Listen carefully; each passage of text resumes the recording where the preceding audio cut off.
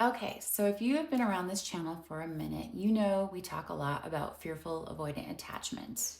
And today, we are going in a little different direction because I want to talk about some of the weird, specific, sometimes embarrassing, sometimes kind of hilarious traits that fearful avoidants develop. And before we dive in, I want to say something important. A lot of these behaviors also show up in anxious attachment and dismissive avoidant attachment, which makes sense because fearful avoidant is literally both of those things living in one body at the same time. So if you are not sure of your attachment style and you are watching this, you might still recognize yourself in a lot of what I'm about to say. Also, I want to be clear from the jump. Every single one of these traits makes complete sense when you understand where it came from. These are not character flaws, they are adaptations. They were brilliant survival strategies that your nervous system developed, usually in childhood, to help you navigate an environment that was not always safe or predictable. The problem is that the environment has changed, but the strategy has not yet caught up. So let's get into it. And yes, I am going to be talking about myself in this video because I am a fearful avoidant who has done the work. And I think there is something really powerful about a therapist sitting here saying, yeah, me too. Let's start with the one that every single fearful avoidant has said out loud, multiple times with conviction. I am never dating again. I give it 2 weeks, maybe 3 if it was a bad one. Okay, but I want to get serious about this one for a second because there is something underneath this that is really important, and I don't hear people talking about it enough. Just because a fearful avoidant wants to date doesn't mean they are ready to date, and those are two very different things. The wanting is always there. That deep hunger for connection is real and it's not going away. But wanting something and being ready for it are not the same thing. And a lot of us skip right over that distinction and get back out there before we have done any of the actual work. And then we wonder why we keep ending up in the same place with different people. I want to be honest with you about where I am right now. I'm not dating intentionally, and not because I have given up or because I think love is not for me. It is actually the opposite. For the first time in my life, I feel like I have a real roadmap. I understand my patterns. I know where they came from. I know what I bring into a relationship and what I'm still working on. And because of that work, I feel genuinely more confident and more ready than I have ever been going into whatever comes next. That feels so much better than anything I rushed into before I was ready. So if you are in that place right now where you keep saying, I am never dating again, and then finding yourself back on the apps 2 weeks later, I want to gently ask, what would it look like to actually mean it for a little while? To use that space to understand the pattern rather than just recover from the last person it played out with. Because the roadmap exists and it changes everything. Here is the childhood connection. If love in your early environment was unpredictable, if the people who were supposed to be safe sometimes were not, your nervous system learned that connection is both necessary and dangerous at the same time. So you cycle. You want it, it hurts, you swear it off, you want it again. That cycle is not weakness. It is the fearful avoidant experience. And it is also the thing that starts to shift when you do the work. Okay, this next trait is one that is close to my heart. Literally. Fearful avoidants are often really, really funny, and I mean that genuinely. Some of the most hilarious people I know have this attachment style.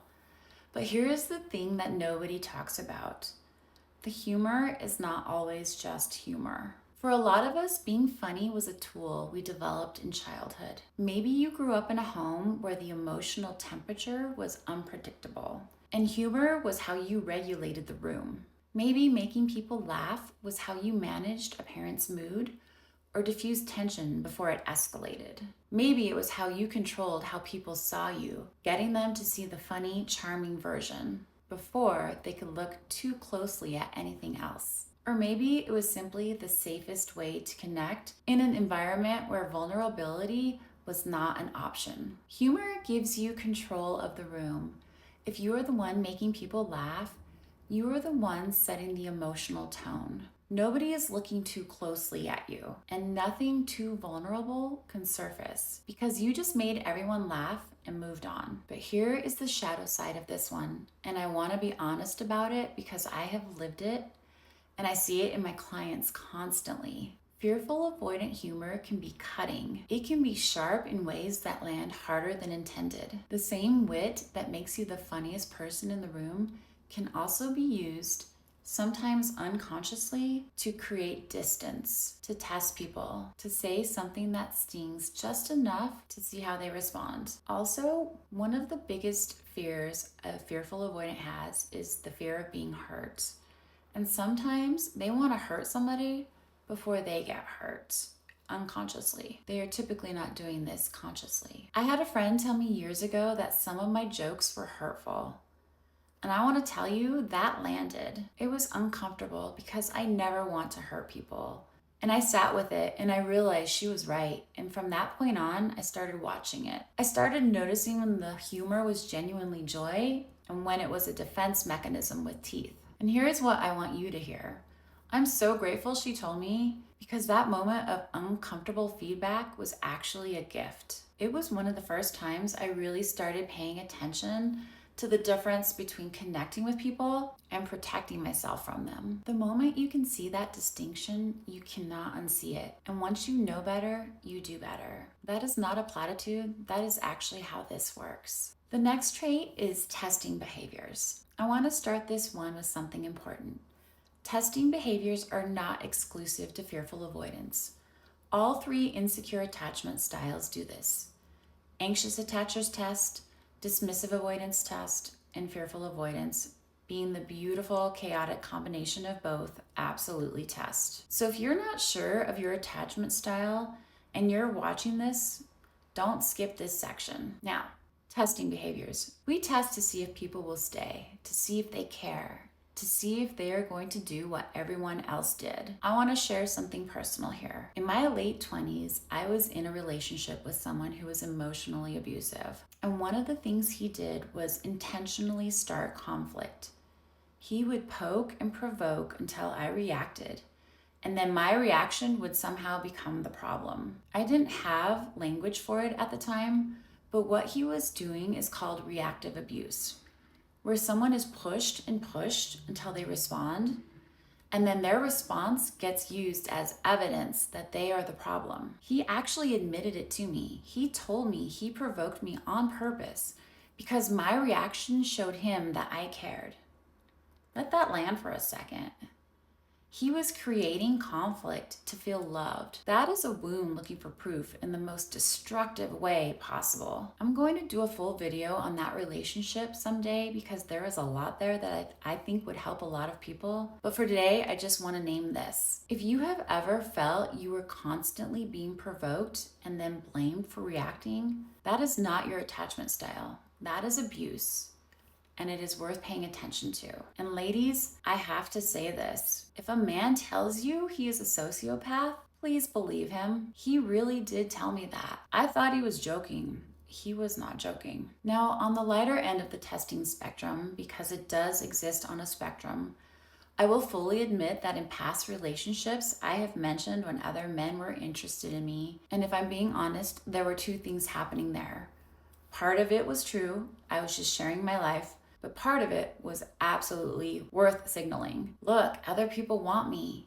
The question is, do you? That is testing behavior dressed up as casual conversation. I can see it clearly now. At the time, I thought I was just being transparent. The healing edge of testing behaviors is learning to ask directly for what the test was designed to find out. Do you care about me? Are you going to stay? Are you choosing me? It is terrifying to ask those things out loud. It is also so much more effective than constructing a situation to find out indirectly. And the fact that I can sit here and name all of this, the provocations I responded to, the worth signaling, the indirect ways I tried to find safety, that is the work. That awareness is what changes the pattern. Trait 4, hyper independence. Okay, this is my one. This is the one I could do an entire series on, and honestly, probably will. Hyper independence and fearful avoidance is not just being capable or self sufficient. It goes so much deeper than that. It is a visceral resistance to needing anyone for anything. It is doing everything yourself, even when you're exhausted and someone is standing right there offering to help. It is feeling almost offended when someone tries to take care of you. It is building a life that is so complete and so managed that theoretically, no one ever has to know you needed something. And here's the part that nobody talks about. The world praises you for it. She does everything herself. She's so strong. She doesn't need anyone. Look at everything she handles on her own. And every time someone says that, it goes a little deeper. Because now your hyper independence is not just a survival strategy, it's your identity. It's how people see you. It's what you're celebrated for. And dismantling it starts to feel like losing yourself, like becoming someone smaller or weaker, when actually the opposite is true. I see this constantly with my clients, and I live it myself. I am the queen of hyper independence.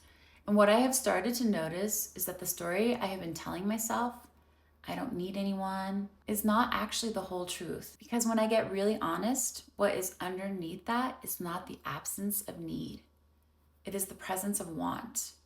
I want connection. I want partnership. I want to share my life with someone. And those are two very different places to operate from. I don't need anyone. It's a wall. I genuinely want connection. Is a door. And I want to speak to the women watching this specifically because I think this one is enormous for us as we don't talk about it enough. We have been told our whole lives that being strong and capable and not needing anyone is the goal. And a lot of us built entire identities around it.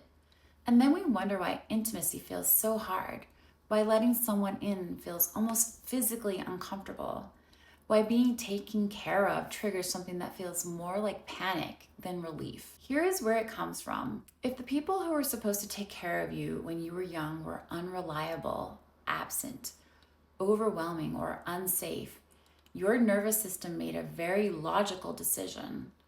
I will take care of myself. Needing people is dangerous. I will become someone who does not need anyone. That decision kept you safe. It built you into someone remarkably capable and resilient. And it also built a wall around the very thing you were most hungry for. What I can tell you is that noticing it is the first step.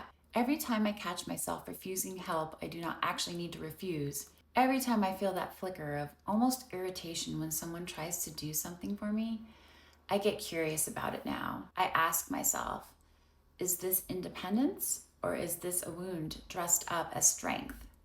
And that question alone starts to shift something. Okay, trait 5, the disappearing act, and why I need to set the record straight. Okay, so ghosting gets lumped in with fearful avoidant behavior a lot, and I want to push back on that a little because I think it is more accurately a dismissive avoidant behavior. And I want to be really clear about something. Ghosting is mean. It's unkind. It leaves people without closure, and it is something I have never done and would not do. I actually know exactly what it feels like to be on the receiving end of it. And if you have ever been ghosted, whether you are anxious attachment or fearful avoidant, I want you to know that what you felt was real. That physical pain, that obsessive loop of checking your phone, that feeling like something is fundamentally wrong with you, like you are actually dying a little, that is not you being too sensitive. That is your nervous system responding to a real threat. Rejection and abandonment activate the same pain centers in the brain as physical pain. It literally hurts, and you are not crazy for feeling like it does. So no, we are not going to romanticize ghosting or explain it away as just an attachment style thing. It is cruel, full stop. What I do want to talk about is something related but different: conflict avoidance, because that is the fearful avoidant piece that can sometimes look like withdrawal from the outside, even when it is coming from a completely different place. For me personally, when I have gone quiet or pulled back from someone, it has almost never been because things were getting too close and I needed distance. It has always been because the thought of having a hard conversation of potentially hurting someone, of sitting in the discomfort of conflict, felt completely overwhelming. I am a people pleaser at my core. The idea of causing someone pain, even when the kind thing is to be honest, can feel so unbearable that silence starts to feel like the kinder option. It's not. I know that. But that is the distorted logic of conflict avoidance. It tells you that disappearing is gentler than a difficult conversation, when actually it is just more comfortable for you and significantly worse for the other person. The childhood connection here is that many fearful avoidants grew up in environments where conflict was dangerous or explosive or completely shut down. So the nervous system learned conflict is unsafe. Avoid it at all costs. And the strategy, while it made sense then, does not serve you or anyone else in your adult relationships. The healing edge of this one is building enough tolerance for discomfort to choose honesty over avoidance, to have the conversation even when it is hard, to trust that you and the other person can both survive an uncomfortable truth. So there you have it. 5 weird, specific, sometimes funny, sometimes painfully familiar traits of fearful avoidant attachment. And here is what I want you to take away from this. Every single one of these behaviors made sense once. Every single one of them was your nervous system doing its best with what it had. The humor that protected you, the testing that tried to find safety, the independence that kept you from needing anyone who might let you down, the conflict avoidance that felt kinder than honesty, even when it wasn't. You are not broken. You are adapted. And the difference between those two things is everything. And here's what I know from doing this work myself and with my clients. It changes. The patterns get quieter. The healing is real. I am sitting here with more self-awareness, more confidence, and more clarity about what I want and what I deserve in a relationship than I have ever had. And that didn't happen by accident. It happened because I was willing to look at the patterns honestly, understand where they came from, and do something different. Because once you see it, you can't unsee it. And once you know better, you genuinely do better. Not perfectly, not all at once, but better. If this video resonated with you, I would love to know which trait hit closest to home. Drop it in the comments. And if you are doing this work and want to go deeper, I have courses on Insight Timer around attachment, core wounds, and building more secure ways of relating. Links are below. See you in the next one.